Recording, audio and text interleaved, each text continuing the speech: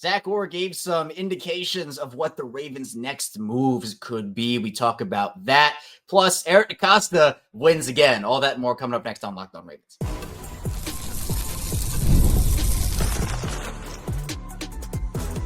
You are Locked On Ravens, your daily Baltimore Ravens podcast. Part of the Locked On Podcast Network, your team every day. Welcome into another edition of Locked On Ravens, your daily Baltimore Ravens podcast. I'm your host, Kevin Oestreicher of Ravens Wire, here with you on the Locked On Podcast Network, your team every day. As always, thank you for tuning in, making Locked On Ravens a part of your day and your first listen of the day as well. Free and available all podcasting platforms. I got you in video form on YouTube, where you can like and subscribe to the channel, and in audio form where you can follow along and subscribe wherever you get your podcast. 5 days a week plus more of daily Ravens coverage over here on Locked On Ravens. And today's episode of Locked On Ravens is brought to you by Monarch Money. Take control of your finances with Monarch Money. Use code LOCKEDONNFL at monarchmoney.com for 50% off of your first year. Sam Njoku of the Ravens Talk podcast is back with us on this Purple Friday. And Sam, the NFL never sleeps. The offseason is always crazy. We've seen the Ravens make some more moves since the last time we have spoken. And while it's kind of died down a little bit this week, I think for a lot of people, they're excited to see a guy like DeAndre Hopkins come in, a guy like Ronnie Stanley resign. Those are the two big moves so far, but that's not to say others might be on the horizon or not. Oh, yeah, the Ravens still have a lot of work to do, in my opinion, but it's good to see them get started, filling up that wide receiver 3 role, and, of course, bringing that back their stalwart left tackle. So lots of moves upcoming, but when you're as stacked as the Ravens are, there aren't going to be many big splash plays in free agency. The draft is where their bread and butter lies. There may be a couple of splash plays upcoming, but this is pretty much where we're going to see the Ravens in the near future. 11 draft picks. That's a lot of draft picks. I would assume that maybe Eric DeCosta moves up and down the draft board. But then again, we're talking about a man who everybody said, 6 fourth-round picks, he'll trade one of those. And lo and behold, 6 fourth-round picks came to Baltimore that year. So we know Eric DeCosta and this Ravens team, they love their draft picks. But Sam, Zach Orr went on the lounge and talked with Garrett Downing and Ryan Mink. They did a great job with the interview. I thought Zach provided a ton of great insight in this interview. But some of the stuff that stuck out to me is obviously people are wondering, what are the Ravens' next moves going to be? Where are they looking? Are they going to sign for somebody, trade for somebody? Is it a draft pick that comes in and fills a certain position? Well, Zach Orr talked about the importance of Kyle Hamilton and his role. Obviously, first of all, he said that just having him out there is the most important thing because he can do so many things. But then he said, quote, trying to find another safety to complement Kyle, to complement our Darius. That's what we like to do. We like to play with a lot of DBs and speed on the field, especially in passing situations, continuing to add versatility to the defense. He talked about being able to have guys play in different positions, so you're not necessarily pigeonholed with guys that can only play in one spot. You can have guys fill in certain roles. So a little bit of maybe a hint about, okay, a third safety might be coming in. Obviously, they tried last year with Eddie Jackson. It was originally Kyle Hamilton, Marcus Williams, and Eddie Jackson. 2 of those 3 players now no longer in Baltimore, and 2 of those 3 players were a disaster for the Ravens last season. So I think they're going to put a little bit more of an emphasis on trying to do more homework and getting it right. But to me, it seems like whether that is a player that they take in the draft on day 1 or maybe even day 2, or if it's a free agent player, it seems like Baltimore is going to continue to hit the safety position here. Oh, they gotta. I mean, it's to me, it's a huge need just based on what I've seen the Ravens do in the past with Kyle Hamilton. He works best when he's at the line of scrimmage, when he's versatile enough to move between each way, and the offensive coordinator and the opposing quarterback has no idea which way he's going to go. That's when this defense is at its best. They did well last year, especially in the later part of this season, where this defensive backfield produced big numbers as far as preventing points, preventing yardage, but when it comes to creating turnovers, it all starts with Kyle Hamilton, and having that third safety is vital. So I think the Ravens do need to get a third safety.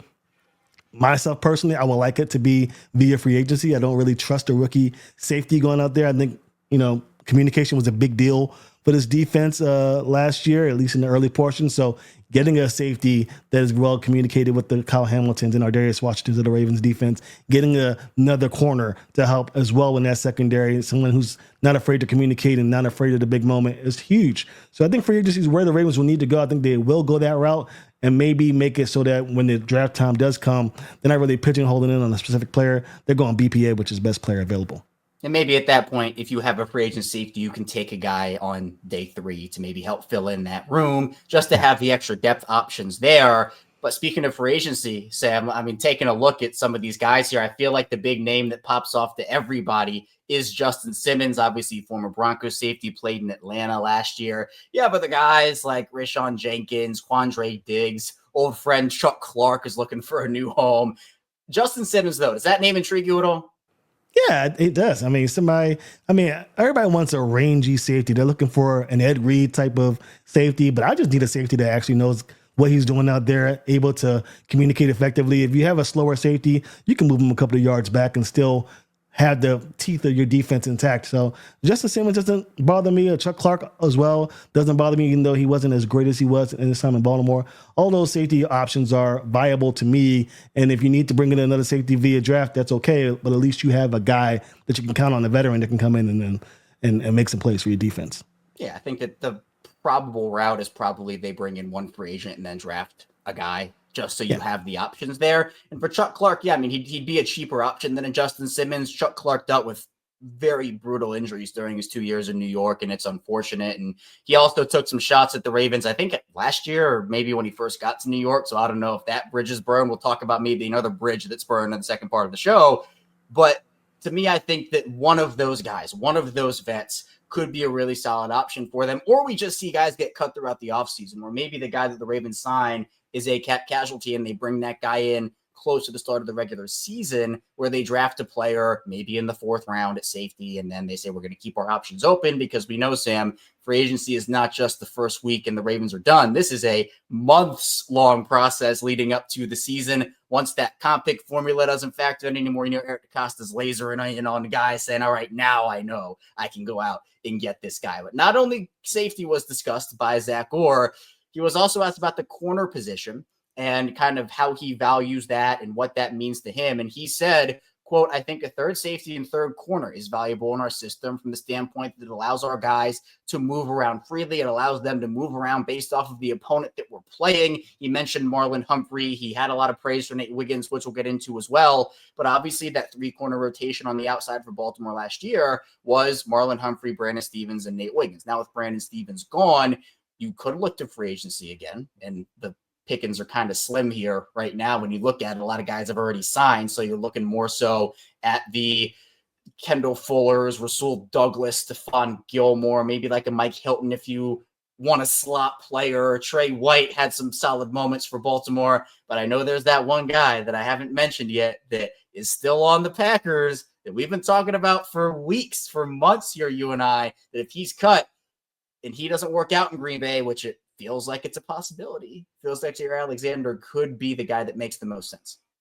Yeah, I mean, that's why the option, them getting that $4 million bonus for Mark Andrews is a little bit of a head scratcher, in my opinion, especially at this point when you have 3 tight ends who are all going to be without a contract in the next year. So, Jair Alexander makes the most sense. I don't think he's going to be a Packer in 2025. He's either going to be traded or cut.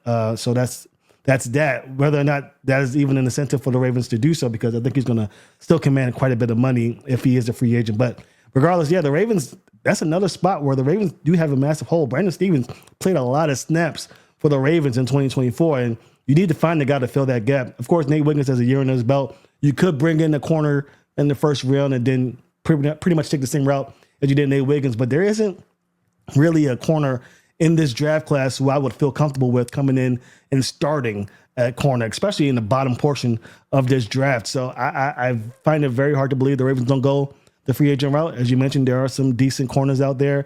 Tre'Davious White is one, Jair Alexander, if he is released and cut, what have you, that's another one. So the Ravens are in the position right now where they don't really need to force it right now. They could wait. The market's dying down. The money isn't as infinite out there for players to really smoke after. So the ages will calm down, the numbers will drop, and the Ravens could probably make a move for a veteran who they believe could start opposite Nate Wiggins and Marlon Humphrey. But yeah, I think that third corner spot is another very serious move that the Ravens need to make, because regardless of what they did in the offseason, last season with this rotation at DB, they can't afford to not have a third corner. They love Marlon Humphrey at that slot receiver spot. Have Nate Wiggins on the outside and have another outside corner. White played well for the Ravens in limited opportunities, but I know the Ravens would like to hopefully get some more production, some more talent out there. But if push comes to shove, I don't see a problem getting White in there. Anyone's better than what Brandon Stevens did this past season. I think Stevens being gone is an addition by subtraction, but don't want to lose focus. You still need to get a body in there and make this defense great again. Yeah, I joke around with our Locked On Packers guy, Peter Bukowski, about Jair Alexander all the time. And I'm like, hey, Jair for a fifth, let's go. And he's like, okay, he is very ready to just say, Jair, see you later. And I was like, hey, you pay some of that salary, you bring him over here, we'll gladly take him off your hands over here in Baltimore. But speaking of Nate Wiggins, Zach Orr was very complimentary of what he has to bring to the table, what we saw from him last season and what he expects and what the team expects from Nate this season. He said, quote, we expect him to be one of the best corners in the NFL. We have to help get him there, and talked about how, yes, he's expected to be 100% of the snaps guy moving forward. Obviously, with Brandon Stevens not there anymore, that does make sense. Nate was awesome for the Ravens in year one. I think his year actually went a little bit under the radar, according to a lot of different people, where you see the graphics with him and Marlon being 1-2 in certain categories, but I don't think Nate got a lot of love compared to how his season actually went. I think it's such a good thing that the Ravens have been able to draft and develop these corners the way that they have. You can never have enough of them, but when you hit on them, it is extremely important that you have them for the long haul. For Nate Wiggins, who you now have for at least the next 3 seasons, 4 if you pick up that 5th-year option all those years down the line, having a productive player like that on a rookie contract who can slot in next to Marlon Humphrey for the short term and then hopefully be your cornerback one of the future for years to come is such an advantage for this Baltimore defense. Oh yeah, Nate Wiggins is a monster. He is a beast. His speed speaks for itself. As one of the few players in the league where the speed flashes on film. I think I've seen Tyreek Hill on film. He flashes, of course, his speed flashes. Hollywood Brown this time in Baltimore is one of those guys as well. But Nate Wiggins as a DB is right there. I mean, his speed is, I think, second to none in the NFL as far as what he's capable of doing. And he's also very confident in his skill set. He's not afraid to go against a T. Higgins, a Jamar Chase, a Devontae Adams. He's not afraid to play these upper echelon receivers, and it showed on film. He was not afraid. He was definitely targeted early in his career, and I say career in the first year in Baltimore, and that quickly dissipated. The quarterbacks knew we have to go somewhere else, and it wasn't Marlon Humphrey, and of course Brandon Stevens was the odd man out. But yeah, Nate Wiggins is going to be spectacular. Get some weight in him in the field, in the weight room. Get him acclimated more to this defense, ask him to do more, ask him to understand the defense a little more, maybe some freelancing opportunities for him in situations if he understands the defense well enough, and that takes time. I mentioned this on my podcast a few months ago about how the first year it's very hard to have success in the National Football League as a rookie because you go from the draft. I mean, again, the rookies haven't even been drafted yet. They get drafted end of April, and then you have mini camps, and then training camp is literally right around the corner. So you don't have a lot of time to get acclimated to the NFL. Having this year off, having this offseason to build your muscle, build your knowledge of the game is going to be so huge for Nate Wiggins. And I'm sure it's why the Ravens are so confident in letting Brandon Stevens go. Also because Brandon Stevens was playing well, not to harper on that a little bit. But, the fact is Nate Wiggins is a superb athlete. I expect him to be a Pro Bowl corner this year if he stays healthy. And I'm sure Marlon Humphrey will be another cornerback there who will help him along the way. Yeah, I have a feeling you didn't like how Brandon Stevens played last year. Is Just a hunch. Just a hunch. Just a little bit. Nothing you've said, just a hunch I had. But I mean, you go from Mike McDonald to Zach Orr, and you're looking for the weak link, and you're just so disappointed in how this defense goes the first half of the season, and you just continually see this guy get beat. But that's not to say he's not going to improve. I know he's going to play, and they're going to try and fix whatever harpered him in this past season. But yeah, last season was tough to watch. Yeah, tough fall off. I think it'll have to be studied based off how well he played in 2023 versus how just disastrous it went in 2024. But Nate Wiggins was not disastrous, and hopefully he can continue to build upon that in year 2. Coming up in the second part of the show, the Ravens clearly are possibly looking for a third safety and a third cornerback. But is that third cornerback already on the roster? We'll talk about that as well as the edge position, because that's another spot Baltimore could be looking at. Stay tuned. Plenty to get to on Locked On Ravens. First, the show is brought to you by Upwork. Scaling your business requires the right expertise at the right time. With Upwork, you can find specialized freelancers in marketing, development, design, and more. Experts ready to help you take your business to the next level. Upwork gives businesses flexibility by connecting them with top freelance talent across multiple industries, including IT, AI, web development, and marketing. Whether you need extra hands for a project or a long-term partner, Upwork makes hiring simple and affordable. If you need help with marketing campaigns, Upwork can connect you with a freelance expert who delivered incredible results. Instead of hiring full-time, Upwork helps find affordable top-tier freelancers to scale businesses efficiently. Visit Upwork.com right now and post your job for free. That's UPWORK.com, Upwork.com to connect with top talent and grow your business today. And the show is sponsored by Monarch Money. Ever check your bank account and wonder, where did all my money go? Between dining out, online shopping, and entertainment, it's easy to lose track. That's where Monarch Money comes in, your personal CFO, giving you full visibility and control over your finances. Monarch Money isn't just a budgeting app, it's a complete financial command center. You can track all your accounts, investments, and spending in one place, so you stop just managing your money and start building wealth. Instead of juggling multiple apps, you can use Monarch to check your finances, track spending, and even plan long-term goals. Managing money with your partner is smoother than ever. You can track shared and personal accounts, set goals, and stay on the same page without the stress. Take control of your finances with Monarch Money. Use code LOCKEDONNFL at monarchmoney.com for 50% off your first year. That's monarchmoney.com. Code LOCKEDONNFL for half off your first year. Back here on Locked On Ravens, Kevin Oestreicher and Sam Njoku talking with you here, talking about Zach Orr possibly laying some hints down about what the Ravens' next moves could be, whether that be the next week, the next month, or maybe come draft time. Seems like Baltimore is clearly in the market potentially for a third safety, for a third cornerback. But Sam, there's one player on this roster I want to ask you about right now, a potential third corner candidate. I remember it very vividly when you had me on Ravens Talk, and you're a big Rashod Ali guy, and you asked me, okay, who was your favorite pick of the draft for Baltimore? And I said it was TJ Tampa, a corner that they got a lot later than I thought was going to be available. TJ Tampa didn't get a ton of playing time his rookie season. He was injured. He was on IR. He was coming back from his injury. But I think a lot of people are expressing confidence that, hey, TJ Tampa has a lot of the skills that you're looking for in a prototypical cornerback. Would you trust it? Would you trust the philosophy for Baltimore if they went into the season with TJ Tampa in that third corner spot behind Nate Wiggins and Marlon Humphrey? I would, only because I don't see the talent that TJ Tampa has, even in the second day of this draft. I think the drop-off is real. In fact, in my opinion, I think if TJ Tampa was in this draft class, he might be a day 2 pick. He might be a second-round pick, even a late first-round pick. I'm that high on TJ Tampa, and I know you are too, based on your response in the show last year. I am confident in that. You are right. He does have a similar skill set. Because of his injury, you don't know really if he's ready for this caliber of play in the National Football League. But you know who does know? The Baltimore Ravens, and it might be why they've been tiptoeing a little bit with this corner spot. They might secretly have a guy in TJ Tampa. So I think worst case scenario, and that's a good place to be for the Ravens. You have TJ Tampa in that third corner spot, and then you bring in a guy through the draft and maybe a plug and play guy in free agency to complement. But I think the game plan for the Ravens have been get TJ Tampa involved, see what he can do. Again, the skill set is there. I can't speak on it enough. He doesn't have the speed of Nate Wiggins, but he does have the aggressiveness of Marlon Humphrey. He does have that skill set, that stickiness that you like to see from your corner. So there's a good chance TJ Tampa could be that guy, even if the Ravens do bring in a corner via free agency or even through the draft. I think that TJ Tampa is in their plans. He just has to stay healthy.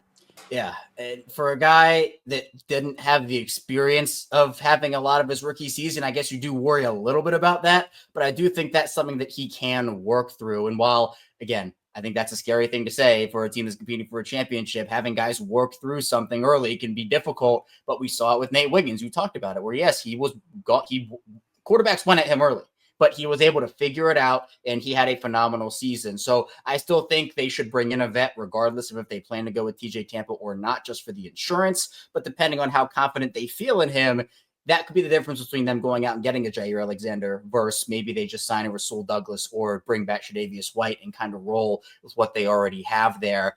Speaking of rolling what they already have, the edge position right now, Baltimore has not added there at all. It is still Odafe Owe, still Kyle Van Noy, David Ajabo, Adisa Isaac. in Tavius Robinson, who I've been screaming it from the rooftop, Sam. Tavius Robinson is my breakout pick for Baltimore in 2025.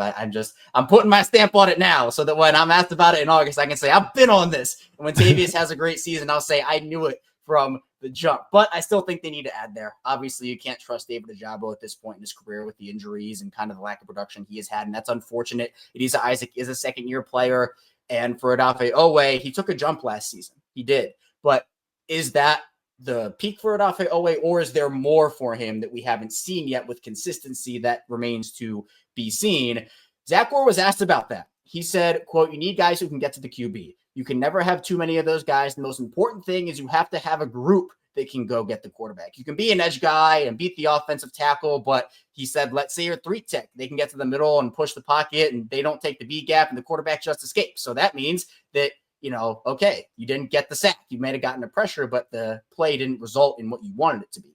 So he then said, you look at the group of guys that we have and the guys that we're going to continue to add, and he said that they all follow that philosophy, and he hopes that they can continue to build upon that philosophy heading into 2025. So seemingly hinting at, hey, maybe another edge rusher is on the way. I think that should be a possibility. I talked about it on the show yesterday a little bit, Sam. There are some former Ravens who are still out there in Darius Smith and Matt Judon on the edge that could be a help. Now, do I think they bring both in? No, but I think that one of them could be a help to the Ravens, depending on their price point. Obviously, with Sedaris, there's that added wrinkle of the whole saga that happened a couple of years ago, and whether that Ravens bridge is burned or not because of it. But for Judon, who did struggle in Atlanta once he got there, he established himself even more than he did in Baltimore and New England. And I think that if you're looking for a vet edge guy, bring him back. One of those two does make a lot of sense. Yeah, I mean, I'd be surprised if Darius Smith comes back. I think the Ravens don't play with that, and I think the bridge is kind of burnt. But I'm just speaking. I don't know for sure. I'm not saying I have sources with this, but I'd be surprised if they bring back Smith. But to your point, yeah, I think the Ravens do have a need for another edge rusher. I know a lot of Ravens fans watch that Super Bowl with the Eagles and Chiefs and say, "Oh, we need a dominant edge rusher. We need a Jalen Carter or somebody to come in there and really disrupt things." And I think you have to draft those guys. I mean, those guys are not going to be available. We saw what happened. Trey Hendrickson's looking for a trade, but I know the Bengals are going to try their best to sign him. Micah Parsons is working on the deal with the Cowboys. We saw what happened with Myles Garrett. Premier pass rushers are staying with their teams until the wheels fall off. So if you want to get a premier pass rusher, do what you did with Terrell Suggs, draft the guy. So I think that's where the Ravens possibly go with this.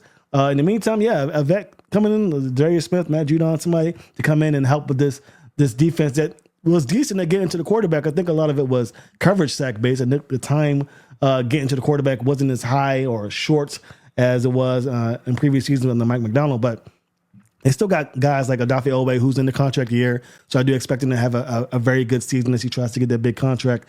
You'll see that. But, yeah, if you want a premier pass rusher, you have to go through the draft. But, again, get a vet, get somebody else who can spell for one of these guys. You need multiple pass rushers in given situations so they're not tired in the fourth quarter when you really need to get after the quarterback, especially in high-octane, high-point games against the Bengals twice a season. You want to get guys who can get after the quarterback each and every down where you're not really relying on cornerbacks and safeties to blitz for you. So, yeah, I think it's a possibility the Ravens go that route. Again, it's still early. It's only been a couple of weeks since free agency started. This is the time where the Ravens like to pick and, choose guys on these small 1-year deals, 2-year deals, short, close to vet mid deals with maybe high incentive laden contracts to get them going. But, yeah, I think the Ravens do bring in another edge rusher because they need to. But if you want the premier guy, get it through the draft. Yeah, I just think it's so interesting, too, because the Ravens, it's not like they have a ton of roster spots to give edge guys right now. I mean, you have 5 of them already on your roster because, again, you want to just run through them. Odafe Owe, Tavius Robinson, Kyle Van Noy, and then you also have David Ojabo and Adisa Isaac, like we said earlier. So that's already 5 guys. If you bring in a vet and draft somebody, that's 7. That's too many. You cannot have 7 edge rushers on your roster. You have other positions you need to give roster spots to. So does that mean they trade or even cut David Ojabo once the offseason is over? Do they try to find a trade partner for Adisa Isaac if it doesn't work out for him? Like, what does that look like? Because I think 6 is probably the absolute maximum, and even that feels like it's pushing. I feel like 5 is the sweet spot. So if you're at 7, you have some decisions to make. I feel like, Sam, we're going to be getting into who could be a surprise cut or a casualty for the Ravens once preseason ends. I think David Ajabo's name would probably be on that list in a lot of situations if you cannot get it together, which, again, it's just the nature of what goes on here. It's unfortunate because Ojabo has so much potential, but you need guys that can help you now if you're the Ravens. And while projects are good, you sometimes can't afford to keep as many as you want on the roster there. So it's going to be an interesting conversation with that. Another interesting conversation, and Zach Orr talked about this, is the fact that you do have to have good guys pushing the pocket from the middle, big defensive linemen that have the ability to do that. He talked about Nnamdi Madubuike, and obviously they have Travis Jones. Losing Michael Pierce is a big loss. There's no doubt about that, both figuratively and literally, because Michael Pierce is a big dude, and you had to pay attention to him in the middle of that D-line. But this is a super deep defensive line class. Like, guys that are going to be going on day 3 could be like an early day 2 pick in some of the drafts that we have seen over the last couple of years. But there are also some veteran free agents still available there, where the Ravens have 2 spots, in my opinion, that they could fill. I think one should go to a vet and one should go to a draft pick. You look at a guy like Calais Campbell, potentially, who, again, a lot of people are talking about. I know some people are very on board with it. Some people not so much. Zach Orr is a very big proponent of, hey, get a big guy in the middle that can help you push the pocket, and sacks are not only on the edge rushers, which I do agree with, by the way. How do you think Baltimore approaches their D-line room? I mean, Calais Campbell's available. I think it just makes sense to bring in Calais Campbell. I think the Ravens I know Calais Campbell was a target for the Ravens prior to the trade deadline last year. I mean, he still has it. Obviously, he still has the skill set. So I don't see the trepidation with bringing him on. I'm sure it has to be 2 to tango. So maybe Calais Campbell's, waiting around. He doesn't want to do another training camp. Probably buy this time until the end of training camp before making the decision would be my guess. But yeah, as you mentioned, this class is deep at interior line. And we saw the Eagles do it in the Super Bowl in their championship run this past season. Interior pass rushing is almost more important than edge rushing, because if you push that pocket, you're not only stopping the quarterback from making reads or climbing the ladder of that pocket, you're also stopping any potential run games, in which a lot of times the Ravens or these other run power teams are really hitting up between the tackle and the center. So, yeah, I think Calais Campbell's just the obvious choice. If you're going to go vet, if you want to go through the draft, that's fine too, because again, as you mentioned, it's deep. I mean, you have 3 rounds to really find a guy you really like. So if you miss out on the guy in the second round, in the third round, you might find a guy who's maybe minusculely slightly worse than the guy you wanted. So it's a very good problem for the Ravens to have. Michael Pierce, I think, is a huge loss for the Ravens. I mean, when he wasn't on the field and when he was on the field, you can tell, especially with Travis Jones as well. Those 2 guys, you can tell. I think Nnamdi Madubuike, he's always double, triple team. You need another guy, interior defensive lineman, to really push alongside Madubuike to help him out. So yeah, I would not mind a Calais Campbell signing. It wouldn't be expensive. He wants to win the championship. He wants to go for it. It just makes a lot of sense. So we'll see what happens. Yeah, it seems like the Ravens' next moves could be defensive based off of Zach Orr's comments. Again, that's not a certainty, but certainly feels like those are the spots where Baltimore should prioritize, especially after bringing back Ronnie Stanley, adding DeAndre Hopkins. I think it's time for them to turn their focus to the defensive side of the ball and get Zach Orr more pieces. Let him be able to go up, and, year 1 to year 2 for Zach Orr, I think, is going to be a nice uptick, because we saw the struggles early in the season. Then we saw the defense get us together. I think he will only continue to build off of that moving forward. But coming up in the final part of the show, Eric DeCosta wins again. All that and more coming up on Locked On Ravens. The NCAA tournament is here, and so is the bracket breakdown. Locked On Podcast Network and Amazon Fire TV channels are teaming up to deliver NCAA tournament coverage like never before. Watch studio shows featuring former players and Locked On's local experts as they guide you through every upset, buzzer beater, and bracket matchup. Stream it all for free on Amazon Fire TV channel. Search Bracket Breakdown to see it all for free. It's your team every day.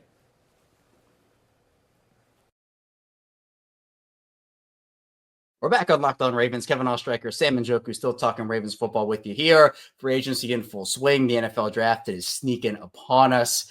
Sam, speaking of draft, Eric DeCosta, he just finds ways to win. I don't know how he does it. I don't know. It's these little wins here and there. Then he has big wins, obviously, too. But Eric DeCosta with another little win. But for him, it's probably a massive win, because we know how much he loves his compensatory picks. The Ravens signed Cooper Rush over the last weekend.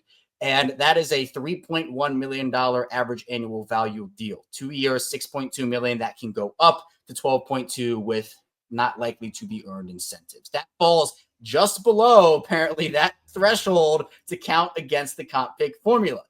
Then the Ravens, they lost Josh Jones. He ended up signing with the Seattle Seahawks. He's a guy that actually played some decent snaps for them as the season went on.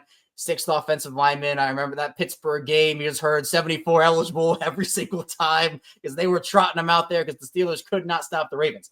Well, we got the specifics on that deal, and Nick Corte, who is the comp pick guy on social media here, he said, looks like Josh Jones got enough, $4 million, to qualify as a compensatory pick free agent. That adds a 7th round 2026 comp pick on the board to the Ravens. A 7th rounder, and this is a huge win for Eric DeCosta because we know he loves those swings, but this is how Eric DeCosta plays the game. And again, I don't think it wasn't a guarantee a team would have given Josh Jones the money that he got, but the fact that they were able to keep Cooper Rush's deal low enough and then Josh Jones qualify for that pick.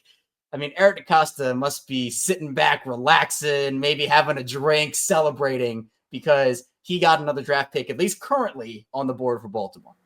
You don't think that was on purpose? You don't think he signed Cooper Rush just under to incentivize him to come to Baltimore without having to sacrifice a potential comp pick? That is what Eric DeCosta does, and they do it better than almost anybody in the National Football League. I mean, comp picks are huge. I love comp picks. That's just another chance. You're rolling the dice. This is the lottery. You really don't know what you're going to get from these players. You try and do your best with scouting, but you really don't know. And the best chance you have of getting good talent is to have more players to bring in the camp and to test them out. So, yeah, that's a huge win for the Ravens. I know a lot of fans will just shrug this off as another news story, but those comp picks count. You get to bring in players that you like, so big win for them. And Josh Jones, he that goes into the coaching staff as well because you're cultivating them, you're grooming them to be good enough players so that when they hit free agency, they command the money that deserves them to be awarded a comp pick. So it's all a formula. It's all a game for the Ravens, and nobody plays the game better than Eric DeCosta.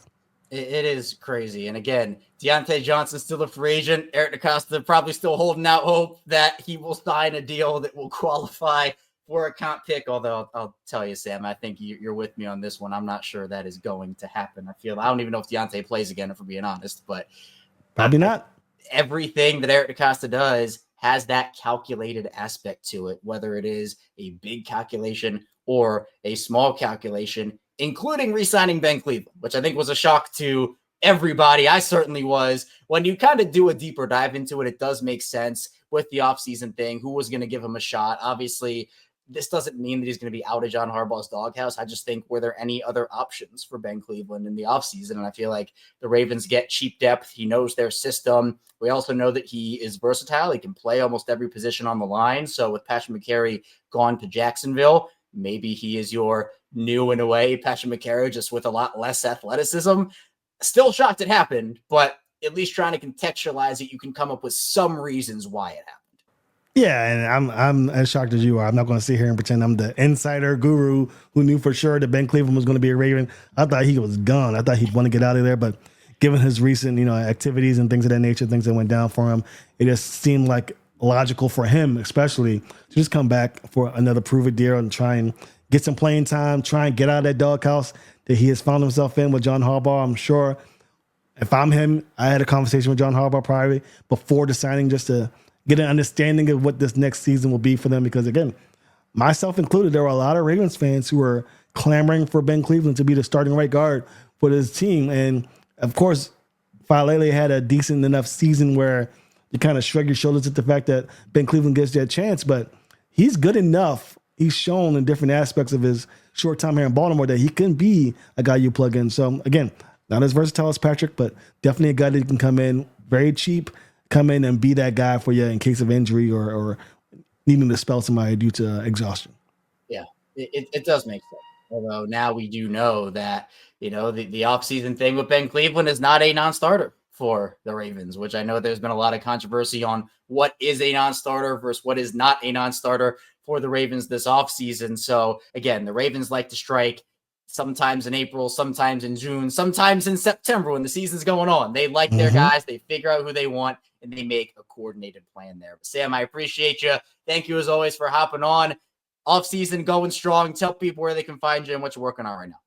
feels like a different offseason. It feels like, it's nothing but news jam-packed, especially Ravens related. But yeah, we're working on stuff here. Ravens Talk Podcast. We'll have a show next week, pretty much summarizing the first few weeks of the free agency, talk about what the Ravens have done and what the Ravens may need to do, as we talked about on this episode. So you can find us on YouTube at Ravens Talk Podcast. You can also find us on Apple and Spotify. Also find me on Twitter X and Instagram at Ravens Talk Podcast, where we're talking sports with Ravens fans all day long.